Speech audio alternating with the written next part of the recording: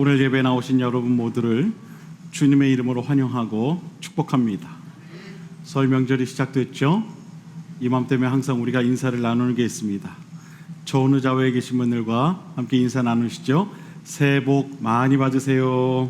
새해 복 많이 받으세요. 우리 주님이 주시는 크신 그 복이 늘 차고 넘치는 저와 여러분, 또한 여러분 모두의 가정들이 다 될 수 있게 되기를 주님의 이름으로 간절히 축원을 드립니다. 신앙인이 싸워야 할 10가지가 있다고 합니다. 잘 들어보십시오. 첫 번째는 자아 속에 감춰진 죄의 본능과 싸워야 한다고 합니다. 그리고 두 번째는 세상적인 유혹과 싸워야 한다고 합니다. 그리고 세 번째는 게으름과 싸워야 한다고 합니다. 네 번째는 자신의 열등 의식과 싸워야 한다고 합니다. 다섯 번째는 자신이 생각하는 이 불행과 싸워야 한다고 합니다. 그리고 여섯 번째는 자신을 괴롭히는 병과 싸워야 한다고 합니다. 일곱 번째는 물질을 낭비하는 습관과 싸워야 한다고 합니다. 그리고 여덟 번째는 편안하고자 하는 욕망과 싸워야 한다고 합니다. 그리고 아홉 번째는 소극적인 성격과 싸워야 한다고 합니다. 그리고 마지막 열 번째는 사람에게 의지하고자 하는 그 마음과 싸워야 한다고 합니다. 이렇게 말하고 보니까 우리가 싸워야 할 게 참 많은 것 같죠. 그렇지 않습니까? 싸워야 할 게 참 많은 것 같아요. 싸우려면 힘이 필요한데, 그렇죠? 힘이 있어야 싸워서 이길 텐데 말이죠. 맞습니다, 여러분. 싸움은 힘이 센 사람이 이길 수밖에 없습니다. 그래서 싸움에는 반드시 힘이 필요한 것입니다. 힘이 있어야만 싸워서 이길 수 있기 때문이죠. 세상에는 두 가지 힘이 있다고 합니다. 눈에 보이는 힘과 눈에 보이지 않는 힘이죠. 눈에 보이는 힘은 어떤 힘일까요? 물리적인 그러한 힘을 말합니다. 강한 자와 약한 자, 즉 강한 자는 자신의 힘으로 약한 자를 이길 수 있는 것입니다. 역사를 보면 세상은 이러한 물리적 힘을 통해 전쟁과 같은 이 물리적 마찰을 빚어온 것을 보게 됩니다. 20세기까지는 이런 물리적인 힘, 즉 어떤 군사력과 같은 그런 힘이 세상을 움직였죠. 그러나 이런 물리적인 힘은 순간적인 어떤 굴복을 이끌어낼 수는 있지만 그것을 오랜 시간 유지하기 어려운 그런 단점이 있습니다.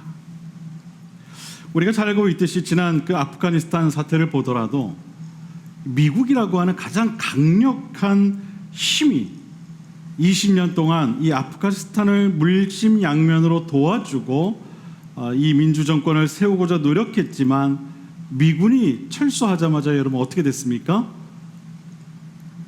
금세 이 이슬람 정권에 의해 이 수도 카불 도시가 함락되는 경우를 보지 않았습니까? 여러분 이것이 바로 물리적인 그 힘의 한계를 보여준 대표적인 예라 할 수 있는 것입니다. 그리고 또 다른 힘은 바로 눈에 보이지 않는 힘입니다. 눈에 보이지 않는 힘은 물리적인 힘과 같이 우리 눈에 보이지는 않지만 그보다 이 더 큰 위력을 가지고 있습니다. 사상, 메시지, 그리고 또 수많은 정보 등과 같은 것들이 이 보이지 않는 힘에 포함이 됩니다. 오늘날에는 이러한 눈에 보이지 않는 힘이 세상을 움직이고 있습니다. 그래서 이런 말이 있죠. 한 나라의 국력이 정보력에 있다라는 말이 있습니다. 현대인의 손에서 뗄래야 뗄 수 없는 핸드폰은 전 세계인들을 하나로 연결시켜줄 뿐만 아니라 또 그들로 하여금 온라인이라는 이 가상 공간을 통해 서로의 문화와 생각과 사상과 정보를 자유롭게 공유하도록 만들고 있습니다. 우리는 알게 모르게 이러한 그 가상 공간에 떠다니는 그 정보들을 습득하고 있다는 것입니다. 그리고 그러한 정보들이 나를 결정하기도 하고 또 나의 결정에 영향을 미치고 있기도 하다는 거예요. 우리는 이 보이지 않는 힘에 의해 오늘도 지배되며 살아가고 있다는 것입니다. 그렇다면 교회는 과연 어떤 유형의 힘을 통해 오늘날까지 존재할 수 있었을까요? 2000년이 넘는 시간 동안 수많은 국가와 나라와 사상들이 생겨났다 사라짐에도 불구하고 교회가 살아남을 수 있었던 것은 눈에 보이는 힘 때문이 아니었습니다. 교회의 어떤 조직이나 교회의 어떤 멋진 그 건물에 의해 존재할 수 있었던 것이 아니라는 것이죠. 바로 예수 그리스도의 피값으로 산 교회 공동체 안에 살아있는 이 복음의 능력과 같은 눈에 보이지 않는 힘에 의해 존재해 올 수 있었던 것입니다. 예수 그리스도로부터 시작해서 수많은 하나님의 백성들이 오늘날까지 목숨을 걸고 전해온 바로 그 복음 때문에 2000년이 넘는 시간을 지내오면서 오늘날까지 이 교회가 살아남을 수 있었던 것입니다. 생명을 살리고 어둠을 밝히는 이 복음이 교회 안에 살아 있었기 때문입니다. 교회는 복음이 살아 있어야 합니다. 믿으십니까? 예수 그리스도로부터 시작되어진 새로운 계명과 십자가 사건과 부활의 사건을 담은 복음이 분명하게 살아 있어야 합니다. 만약 교회의 이 복음이 사라지게 된다면 교회가 예배당 건물을 아무리 높이 세우고 또 아무리 많은 사람들이 모인다 할지라도 그 교회는 아무런 힘이 없게 되고 마는 것입니다. 아무런 능력도 나타내지 못하게 되는 거예요. 복음이 사라지게 되면. 복음의 핵심은 바로 예수 그리스도시죠. 믿으십니까? 예수 그리스도가 없는 복음은 있을 수 없다는 거예요. 왜냐하면 예수 그리스도 그 자체가 복음이기 때문에 그렇죠. 사도행전을 보면 항상 이 예수 그리스도의 이름을 중심으로 복음이 전파되어지는 것을 보게 됩니다. 사도행전에 등장하는 사도 바울은 매우 박식한 사람이었습니다. 그는 오늘날로 말하면 서울대학교에서 학사를 마치고 석사도 마치고 심지어 박사 과정까지 마친 사람이었어요. 지식으로 따지면 아무도 대결할 수 없을 만큼 똑똑한 사람이었다는 것이죠. 그런 그가 고린도전서 2장 2절에서 무엇이라고 고백하는지 아십니까? 그가 이런 고백을 합니다. 내가 너희 중에서 예수 그리스도와 그가 십자가에 못 박히신 것 외에는 아무것도 알지 아니하기로 작정하였습니다. 다시 한번 읽어드리겠습니다. 내가 너희 중에서 예수 그리스도와 그가 십자가에 못 박히신 것 외에는 아무것도 알지 아니하기로 작정하였느니라. 예수 그리스도 외에는 아무것도 알지 않기로 작정했다. 여러분, 작정했다는 게 무슨 의미입니까? 결심했다는 거죠. 마음 먹었다는 거예요. 무엇 외에는 아무것도 알지 않기로요? 예수 외에는 내가 아무것도 알지 않기로 마음 먹었다, 결심했다 라는 거예요. 여러분, 이것이 당대 최고의 학문을 겸비했던 사도 바울의 고백이었습니다. 예수 외에는 내가 이제 더 이상 알고 싶은 게 없다라는 거예요. 여러분, 이 말의 의미가 무엇인지 여러분 잘 생각해 보십시오. 왜 그토록 똑똑했던 사도 바울이 이와 같은 고백을 했을까? 여러분 잘 생각해 보세요. 그의 이 고백이 무엇을 의미하는가? 그는 왜 예수 외에는 더 이상 알고 싶은 게 없다고 고백했을까? 여러분, 그 이유가 무엇이겠습니까?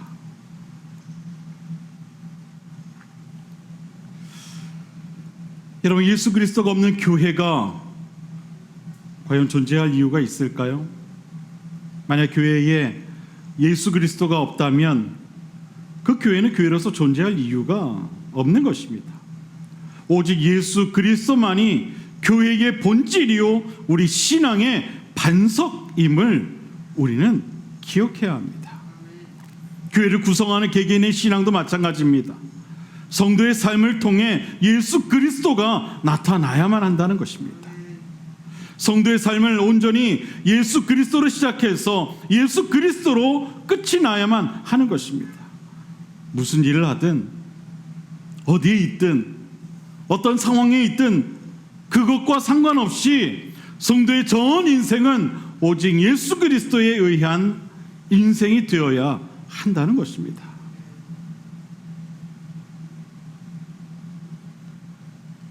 왜 그럴까요? 바로 예수 그리스도께서 우리 성도의 신앙의 본질인 이 복음의 핵심이시기 때문인 것입니다. 복음을 믿고 따르는 성도의 신앙에 복음의 핵심인 예수 그리스도가 빠진다면 여러분, 그 신앙이 무슨 의미가 있겠습니까? 또 그러한 신앙 생활이 무슨 의미가 있겠습니까?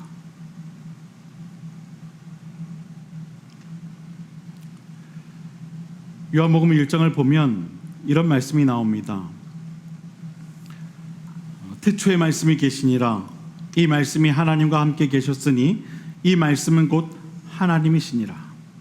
그가 태초에 하나님과 함께 계셨고 만물이 그로 말미암아 지은 바 되었으니 지은 것이 하나도 그가 없이는 된 것이 없느니라.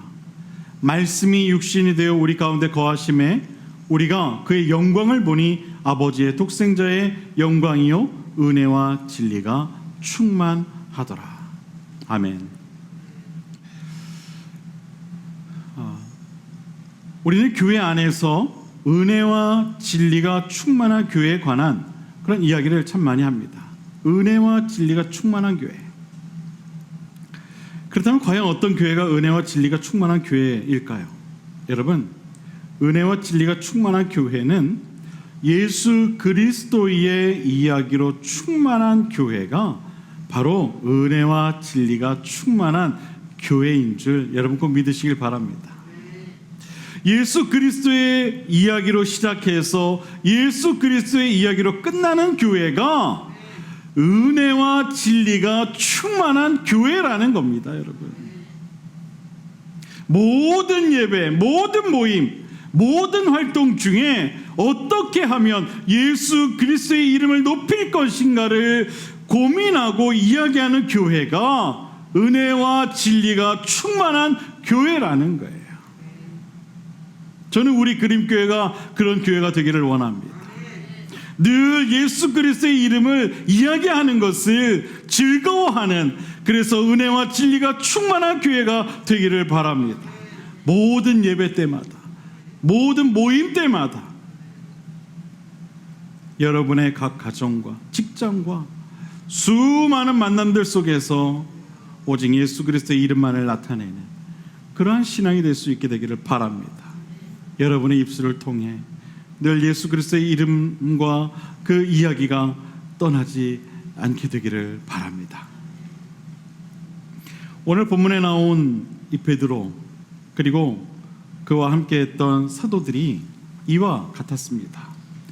그들은 은혜와 진리가 충만하여 자신들의 입술로 이 예수 그리스도의 복음을 증거했죠.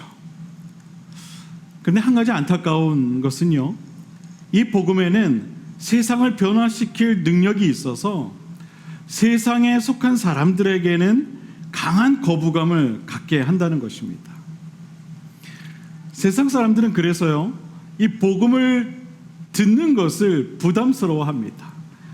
그리고 복음을 들으려 하지 않습니다. 마치 오늘 본문에 나온 대제사장들과 바리새인들과 같은 것이죠. 그들은 지금 베드로와 또 그와 함께 했던 사도들을 통해 선포되어진 이 예수 그리스도에 관한 복음을 들으려 하지 않았습니다. 거부했다는 거예요. 뿐만 아니라 그 복음을 전하는 이 베드로와 사도들을 죽이려 하기까지 했어요. 여러분, 이것이 바로 세상에 속한 사람들의 반응이에요. 복음에 대한 반응이에요. 이것은 마치 이런 거와 같은 거죠. 우리가 어렸을 때 몸이 아파서 병원에 가서 약을 타옵니다. 그러면은 그 약을 먹어야 그 아픈 게 낫는데, 어렸을 때는 어떻습니까, 여러분? 그 약 먹는 게 죽기보다 싫죠. 저희 어렸을 때는 어리다고 이 약을 빻아서 줍니다. 가루약을 줘요. 근데 요즘은 이 가루약이 뭐 향도 나고 또 맛도 달콤해서 먹기가 부담스럽지가 않은데, 옛날에는 그 쓴 약을 그냥 빻아서 주니까 그거 먹기가 정말 싫은 거예요. 여러분 다들 그런 경험 있으시죠? 근데 여러분 사실 그 약을 어떻게 해야 돼요? 먹어야 되는 거예요. 먹어야 그 아픈 게 낫는다는 것이죠. 근데 우리는 그거를 거부하게 돼요. 먹고 싶지가 않은 거예요. 너무 쓰니까. 그냥 복음이 마치 이와 같다는 거예요. 세상 사람들에게 있어서 복음은 바로 그와 같다는 거예요. 그래서 강한 거부감을 나타내게 되는 거예요. 사랑하는 여러분, 여러분이 예수 그리스도의 이름을 전하고 복음을 증거할 때에도 이와 같은 현상들을 아마 경험하게 될 거예요. 그럴 때 여러분, 그러한 그들의 그 반응에 너무 놀라지 마시길 바랍니다. 기꺼이 그 상황을 이해하시고 또 더 나아가 그 상황을 기뻐하시길 바랍니다. 야, 이거 복음을 내가 제대로 전하고 있구나. 그 사실을 여러분 기뻐하시길 바랍니다. 왜냐하면 세상 사람들의 이 복음에 대한 거부 반응은 당연한 것이기 때문에 그래요. 여러분, 우리가 예수 그리스도의 이름을 전하고 복음을 증거할 때 세상 사람들이 쉽게 복음을 받아들이고 그들이 변화될 것을 기대해서는 안 돼요. 물론 하나님께서 그 마음에 이미 예수 그리스도를 받아들일 준비가 되어진 사람들을 만나게 하실 때도 있지만, 대부분의 세상 사람들은 그렇지 않다는 거예요. 우리 그걸 기억해야 돼요. 그들은 육에 속해 있는 사람들이기 때문에 우리는 그것을 충분히 이해해야 하는 것입니다. 고린도전서 2장 14절에 보면 이런 사실에 대해 사도 바울이 이런 이야기를 합니다. 육에 속한 사람은 하나님의 성령의 일들을 받지 아니하니 이는 그것들이 그에게는 어리석게 보임이요 또 그는 그것들을 알 수도 없나니 그러한 일은 영적으로 분별되기 때문이라. 세상 사람들은 육에 속해 있기 때문에 하나님의 일들, 즉 성령의 일들을 알 수가 없다는 거예요. 이해할 수 없다는 것이죠. 심지어 그들의 눈에는 그것이 어리석게 보이기까지 한다는 거예요. 육에 속했다는 것은 그들의 마음과 생각이 하나님을 떠나서 세상의 가치와 기준을 향해 있음을 말하는 것입니다. 그 인생이 이미 세상의 것들을 쫓는 삶을 살아가고 있다는 것이죠. 그런데 여러분, 이러한 일들은요, 이미 하나님의 백성된 우리에게도 종종 일어날 수 있다는 것입니다. 만약 우리들도 인생을 살아가면서 우리의 마음과 생각이 하나님을 떠나 세상의 가치와 기준에 빠지게 되면 이와 똑같은 우를 범할 수 있다는 겁니다. 그래서 우리가 한 주간을 세상에서 살아오면서 어떠한 마음과 생각으로 살아왔는가가 중요한 겁니다. 여러분 가운데 혹시 오늘 예배를 드리면서 혹은 은혜로운 찬양을 부르는 가운데 또는 하나님의 말씀을 듣는 가운데 그 마음에 감동이 없다면 한 번쯤 내 자신의 한 주간의 삶을 돌아볼 필요가 있는 것입니다. 성경은 우리에게 말합니다. 육에 속한 사람은 하나님의 하시는 일을 받지 아니한다. 여러분, 이 받지 않는다는 말이 무슨 의미일까요?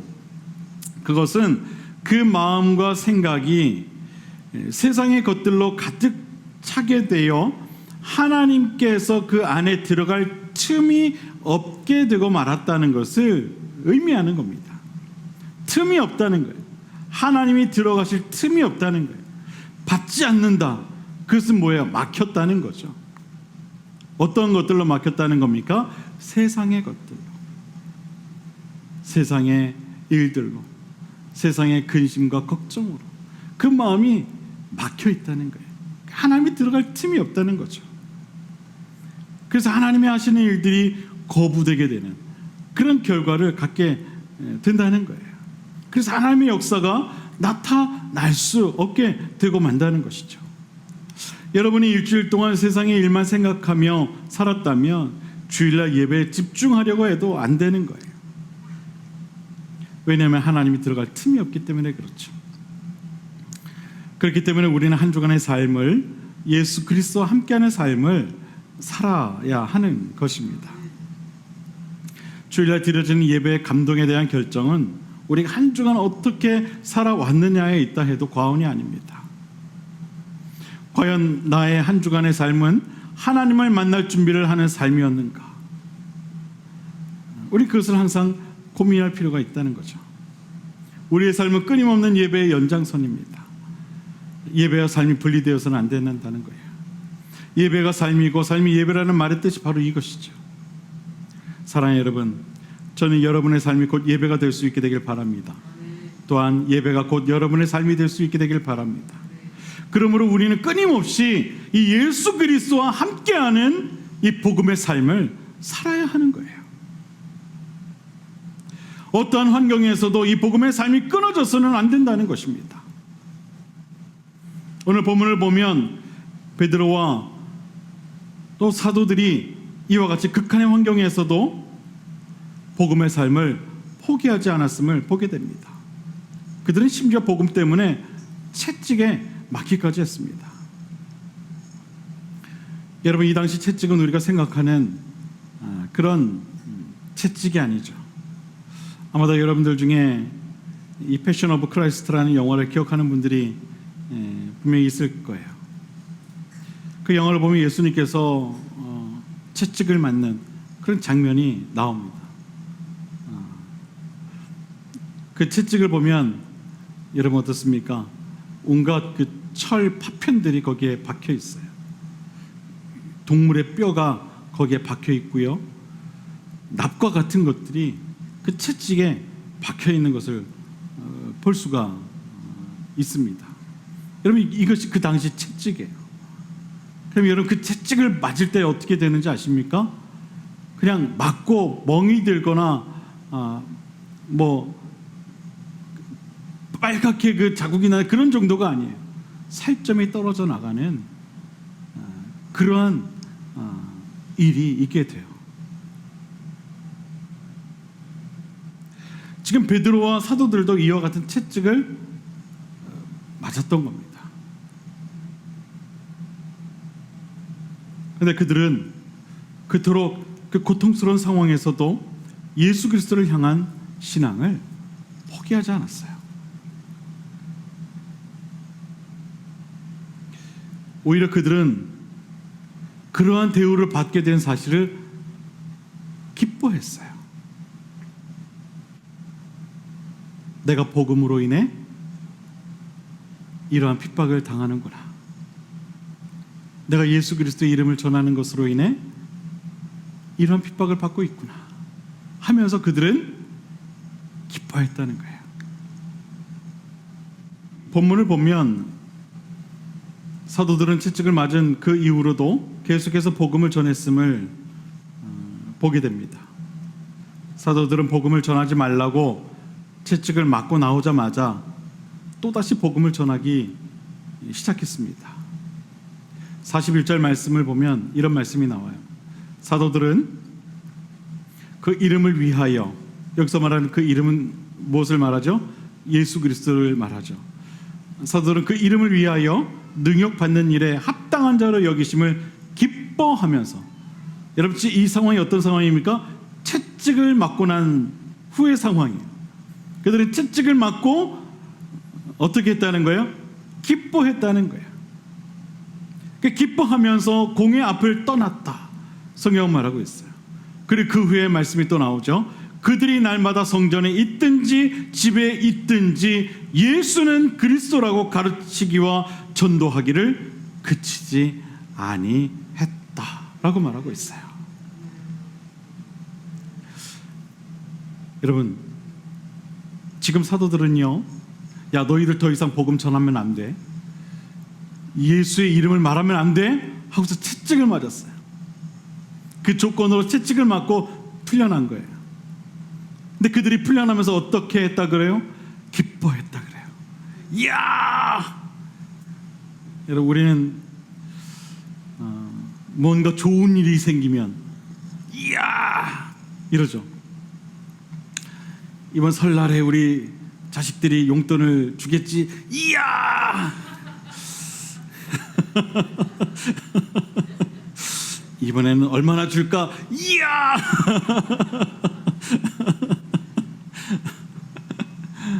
뭔가 좋은 일이 생기면 우리는 기뻐하죠. 근데 오늘 본문을 보면은요, 사도들은 그게 아니었어요. 여러분, 예수 그리스도로 인하여 채찍 맞은 것을 기뻐했다, 그렇게 말하고 있어요.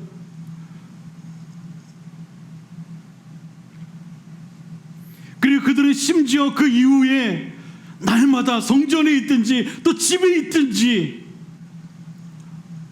예수를 그리스도라 가르치는 일, 또 전도하는 일을 멈추지 않았다라고 성경은 말하고 있다는 거예요.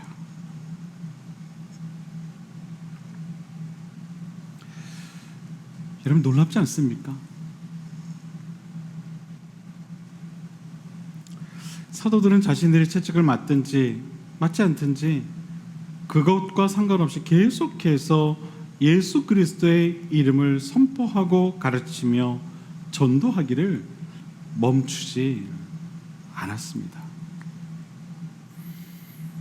이런 사도들의 열심은 곧 초대교회 가운데 성령의 역사로 연결되기 시작했습니다.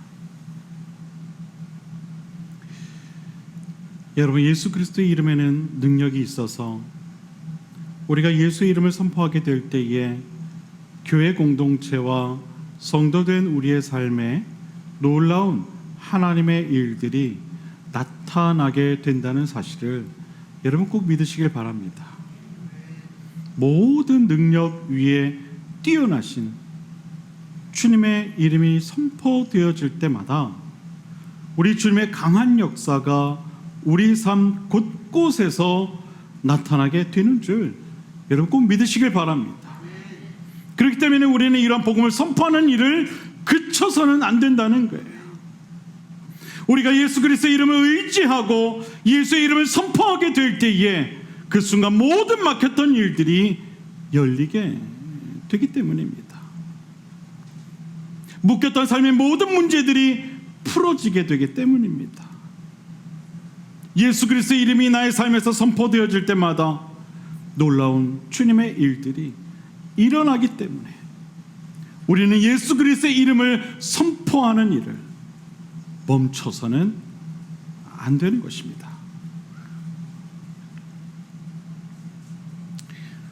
지구촌 교회 원로 목사님이신 이동원 목사님의 일화가 있어요. 그분께서 고등학교 때까지만 해도 불교인이었다고 합니다. 심지어 얼마나 심취해 있었으면 고등학교 때 불교회 회장을 맡을 정도로 불심이 아주 강했던 분이라고 해요. 이분이 워낙 똑똑하신 분이시죠. 말씀도 아주 탁월하게 아주 잘하시는 분이에요. 근데 이 고등학교 당시에 한 번은 기독교 학생회 회장하고 논쟁이 붙은 적이 있다고 합니다. 서로의 종교에 대해서 이야기를 나누다가 여러분 어떤 결과가 나타났을까요? 기독교회 회장이 완패를 했다고 합니다. 이동원 목사님의 그 말을 당해내질 못했다는 거예요. 기독교 학생회 회장이 논쟁에서 완패를 하게 되고는 집에 가면서 그래도 마지막 자존심은 있었는지 이동원 목사님에게 이런 한마디를 던졌다고 합니다. 동원이 너 아무리 그래도 예수 안 믿으면 지옥 가. 그러고 집에 갔다는 거예요.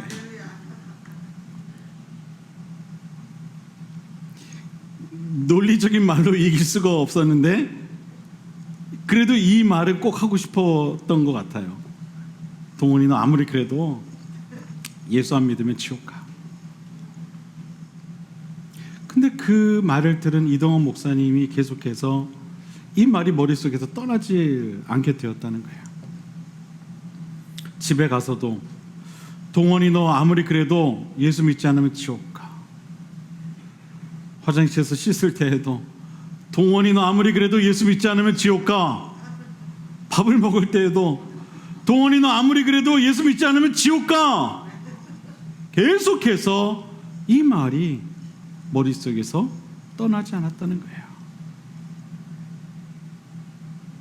그리고 속으로 진짜 지옥이 있으면 어떡하지? 하는 생각이 들면서 그 마음이 조금씩 움직이기 시작했다는 거예요.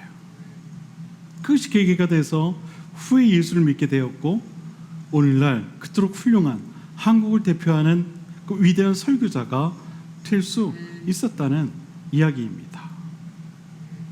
동원이 너 아무리 그래도, 네가 아무리 똑똑하고 말을 잘해도, 네가 지식이 있어도 결국은 예수 믿지 않으면 안 된다는 그 친구의 그 한마디가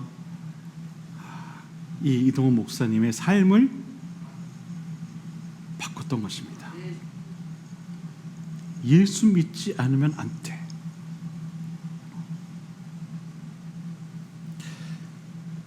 여러분, 우리가 때를 얻든지 못 얻든지 예수 그리스도의 이름을 선포할 때에 그것이 비록 납득되지 않는 환경과 상황이라 할지라도 그 이름에 능력이 있어서 그 말을 듣는 이들의 마음이 변화될 줄로 믿으시길 바랍니다. 우리는 그렇기 때문에 계속해서 예수 그리스도의 이름을 선포해야만 하는 것입니다. 누가 그것을 듣든지 듣지 않든지 그것과 상관없이 우리의 입으로 예수 그리스도의 이름을 선포해야만 하는 것입니다. 오늘 본문에 나오는 사도들과 같이 예수 그리스도의 이름을 선포하는 일을 그쳐서는 안 되는 것입니다. 사랑하는 여러분, 예수 그리스도 그 이름의 능력을 경험한 사람들은 이와 같이 예수 그리스도의 이름을 선포하는 일을 그치질 않습니다. 때를 얻든지 못 얻든지 계속해서 예수 그리스도의 이름을 선포합니다. 디모데후서 4장 2절을 보면 이런 말씀이 있습니다. 너는 말씀을 전파하라. 때를 얻든지 못 얻든지 항상 힘쓰라. 범사의 오래 참음과 가르침으로 경책하며 경계하며 권하라. 할렐루야. 때를 얻든지 못 얻든지 성경은 말하고 있어요. 복음을 전파하라. 그것을 힘쓰라. 성경은 우리에게 말씀하고 있어요. 이것이 바로 복음을 받은 자들, 또 예수 그리스도의 이름을 아는 자들이 힘써야 할 귀한 사명인 것입니다. 계속해서 우리는 본문을 통해 사도들이 복음을 전할 때 그 마음의 상태가 어떠했는지를 살펴볼 필요가 있죠. 성경을 보면 그들의 마음이 기뻤다라고 말하고 있는 것을 보게 됩니다. 여러분이 복음을 전하면서 인상을 쓰면서 전하면 안 됩니다. 기쁨으로 해야 되는 거예요. 복음을 전하는 우리의 모습을 보면서 세상 사람들이 좀 이상하게 생각할 정도로 그렇게 기쁜 모습으로 이 복음을 전해야 한다는 거예요. 41절을 다시 한번 보면 이런 말씀이 나와요. 사도들은 그 이름을 위하여 능력받는 일에 합당한 자로 여기심을 기뻐하며 공회를 떠났다. 그렇게 이야기를 하고 있어요. 기뻐하며 공회를 떠났다. 여러분, 거기 있던 대제사장들과 바리새인들이 그 사도들의 모습을 보면서 여러분 어떤 생각을 했을까요? 뭐야, 저 사람들 지금 우리한테 채찍 맞고 나가는 사람들 맞아? 뭐지? 아마 의아했을 거예요. 왜냐하면 사도들의 모습이 기뻐했기 때문에 그래요. 사랑하는 여러분, 복음을 전할 때 우리의 모습도 이와 같아야 돼요. 아니, 복음으로 살아가는 우리의 삶의 모습이 이와 같아야 돼요. 때로는 그리스도의 이름을 위하여 능력받는 일이 있게 된다 할지라도 우리는 기뻐할 수 있어야 돼요. 예수 그리스도의 이름으로 인하여 받게 되는 능력으로 인하여 우리는 더욱 감사할 수 있어야 돼요. 오늘 본문에 나오는 사도들의 모습들과 같이 그와 같아야 되는 거예요. 어떤 사람들은 복음 전하는 일을 부끄러워하는 분들도 있어요. 세상 사람들에게 예수 그리스도의 이름을 선포하고 복음을 전하는 일을 좀 위축돼서 이 자신 없어 하는 분들이 있어요. 그러나 여러분, 우리가 주님의 은혜로 말미암아 복음의 능력을 경험했다면 기꺼이 그 복음을 전하는 일에도 동참할 필요가 있음을, 또한 그것을 기뻐해야 할 필요가 있음을 여러분 꼭 기억하시게 되기를 바랍니다. 디모데후서 1장 8절을 보면 이런 말씀이 나와요. 그러므로 너는 내가 우리 주를 증언함과 또는 주를 위하여 갇힌 자 된 나를 부끄러워하지 말고 오직 하나님의 능력을 따라 복음과 함께 고난을 받으라. 아멘. 부끄러워해서는 안 된다는 거예요. 기뻐해야 한다는 것이죠. 사도 바울은 우리에게 말합니다. 예수 그리스도를 증언함을 부끄러워하지 말라. 하나님의 능력을 따라 복음과 함께 고난을 받으라. 복음과 함께 고난을 받으라. 이 말은 그것을 당연한 것으로 여기라는 말이죠. 사랑하는 여러분, 예수 그리스도의 이름을 증언하는 일을 부끄러워하지 말고 오직 하나님의 능력을 따라 복음과 함께 고난받는 일을 기뻐하시기를 바랍니다. 전 오늘 함께 예배하는 여러분 모두에게 이러한 우리 주님의 은총이 임하게 되기를 주님의 이름으로 간절히 축원을 드립니다. 그로 인해 우리 그림교회가 예수 그리스도의 이름을 전파하고 복음을 선포하는 데 앞장서는 교회가 되기를 소원합니다. 날마다 스쳐 지나가는 모든 이들에게 예수의 이름을 선포하는, 그리고 예수의 이름 때문에 고난을 당해도 결코 기죽지 않는, 오히려 그것을 기뻐하는 그러한 신앙이 저와 여러분의 신앙이 되기를 주님의 이름으로 간절히 축원을 드립니다. 예수의 이름이 답이라는 사실을 기억하고 돌아가는 오늘 이 시간 저와 여러분 모두가 되기를 다시 한번 주님의 이름으로 축원을 드립니다. 기도하겠습니다.